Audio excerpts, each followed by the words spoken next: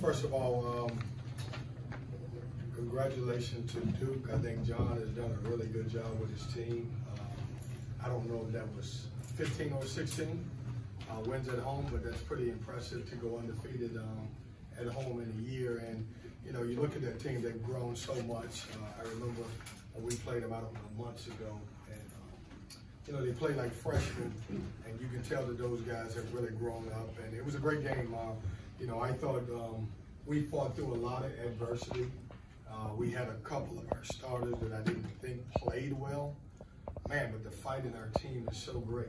You know, obviously you look up and you know, I just told them keep fighting, and then I think with maybe 40 seconds left, it was a one possession game, and so proud of our guys. I told them in the locker room, you know, we've had a really, really good season, regular season, 22 wins and 12 conference wins, and there's so much to be proud of, and we have to turn our attention to obviously the ACC tournament. So, questions? Kevin, even though you lost this game, is this something you think you can build on going to Greensboro? And you had a lot of time to build on it. Yeah, you know what? It's you would rather learn a lesson through a win, but you know, it's all you can always take something from the game, and you know, for us, you know, we got a little bit of time. You know, I think we're the only team that don't play. I know we're the only team that don't play Saturday, so you know, we have to have a good balance between working on some stuff, getting a little rest, taking care of bodies, and growing from everything. Kevin, what do you think was going on with the way they defended Turquavion, or maybe why he didn't get going from the field? Yeah, I think they're just doing a good job. You know, when you know he's such an elite scorer, and a lot of times you know, people are more face guarding and sitting in gaps and making it tough for him to get the basketball. And you know, I think a lot of teams are trying to be really physical with him. And so some of those things, and you know, he's been, you know, one of the things we got to clean up with him is he's been off the court for the last 3 or 4 games because he's picking up 2 fouls in the second half, and so the first half, so he's not allowed to play. So we got to do a better job of him not fouling. Seems like he's getting frustrated a little bit more easily too during games now. Things not going his way. How do you kind of keep him or try to keep him calm? I think he'll be fine. Like I don't worry about him. You know, he's frustrated because he's a good player, and that's it. I don't think it's anything to do with his team, but good players like to play well, and scorers like to score. So, you know, when he's not scoring, I think he's upset with himself about not doing a better job. You're 12-3 in ACC games where you score at least 7. Of course, usually you score more than that. What made it so difficult to get into your preferred tempo tonight? I thought the tempo was really good. It was just, you know, it's weird because it was similar to the first game. Both teams really defended. If you remember, even though we jumped out to an early lead, man, it was like a low-scoring game at first. It was the same thing here. It kind of went back and forth. We never really got going. I think both teams missed shots early, and then I think we kind of loosened up. Jaquel Joyner really got us going, and then I thought we played off of that. You know, we had our moments. We cut it to 2 to 4, and then obviously they went up 10. It was a game of runs, and you know, if I could have asked, if we were playing an NBA game, maybe I had a few extra more time, and we could have maybe won the game, but we didn't. DJ was 4 of 5 in the first half and 2 of 10 in the second half, and they double teamed somewhere. How difficult is that team to play with all the size they have? Well, they got great size. I mean, but DJ's a big guy. He scores the basketball. I was bagging now. I was like, when they started trapping, I was like, man, it's got to be some contact. You got 3 big bodies, 3 long, athletic, 7-foot guys, and you know, DJ at his size. I was like, give me something, because it's a lot of contact. But they did a good job with their length. They made him shoot over length. They bought the right double teams at the right time. Kevin, you're the master at tuning out social media and everybody else. How do you handle the next week or so while you see your name on the bubble now, and a lot of people will say maybe you're not in the tournament now? Yeah, I don't control it, and I don't think that we're on the bubble. I mean, if you know, everybody I talk to, we've been an 8-9 seed. If you lose to Duke by 4 at Duke, and you go to the bubble, then man, we never got a chance. Do you need to explain that to your players though, so they don't overreact to whatever they hear the next week? I think they're going to be fine. We talked about that. I mean, I don't know, Joe, where everybody's got us listed, but if you have to apologize for losing a quad one win on the road, and you drop from where everybody got us predicted to on the bubble, then we got no chance. We'll never make it. In the last 6 games, Jarkel has 26 points in 4 of them. how big has he been for this team all season long, but especially over these last several games? He's been great. I mean, listen. I thought we hit a home run with him. I knew it when we got him as a person. And I'll say this as a person, he's unbelievable. Better person than basketball player. But man, he's been so huge for us. He's played as an all-conference guy, first team, second team all-conference guy down the stretch, and he's made big plays. And you know, most guys when they went down early, probably when they came back in the game, and we couldn't keep him out of the game.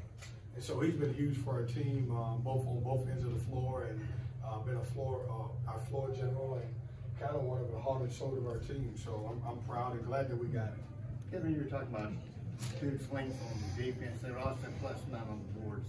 Can you talk about that a little bit? Yeah, we went into the game. I think Duke and us are number 1 and 2 in offensive rebounding. Man, we couldn't give them credit. I thought they did a great job. I think Lively, I think 2 guys had 7 at half, and you know, they did a great job offensive rebounding the ball, and we didn't do so well blocking them out. Jack gave you 13 and 7 in the game tonight. Just how valuable can he be going into postseason? Jack was good. I mean, you know, we didn't know Chip. I wanted to wait till he kind of went through, you know, kind of pregame to see if he was going to be able to play. He did practice a little bit yesterday, and you know, just to have him on the floor gives us another score. You know, especially during towards the end of the season right now, and he's been good for it. He's our best rebounder, so we need to have him on the floor and his ability to score the basketball. What things did you see in the fight back? Minute and a half, you're down, I think 9, and then you almost got it, squared it up. Well, that's our team. I mean, these guys, like I love this team. I love the grit on them. You know, we refuse to give up. I told them just keep hanging around.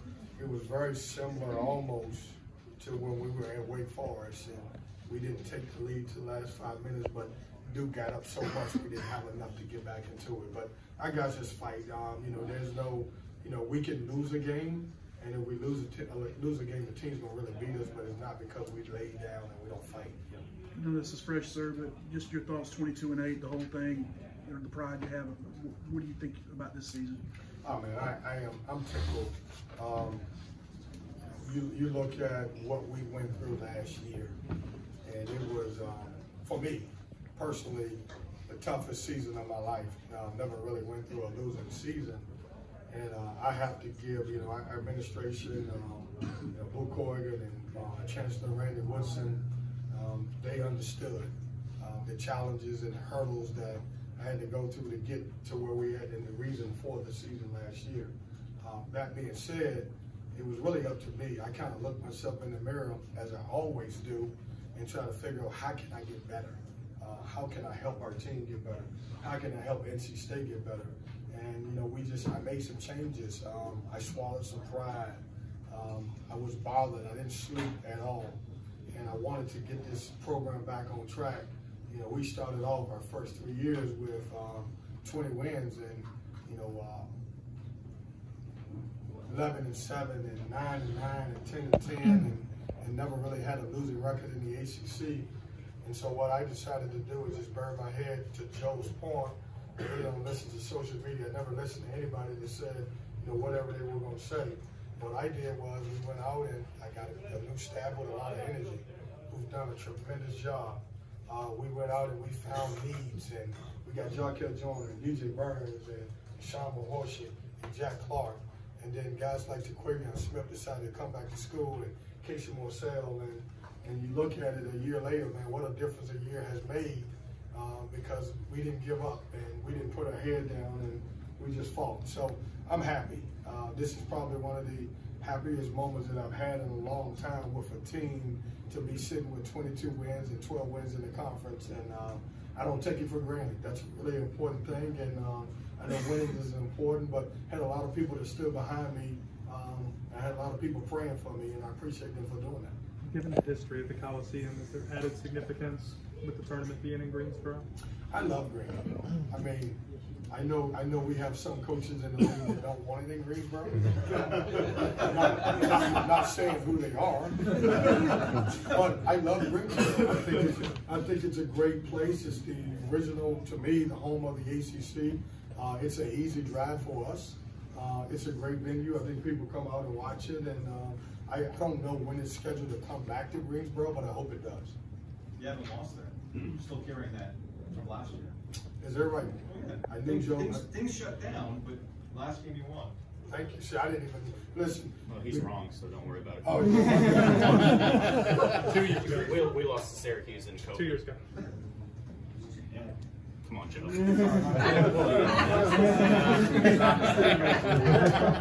Hey, this is why I answer the questions. I don't give statements like I don't know.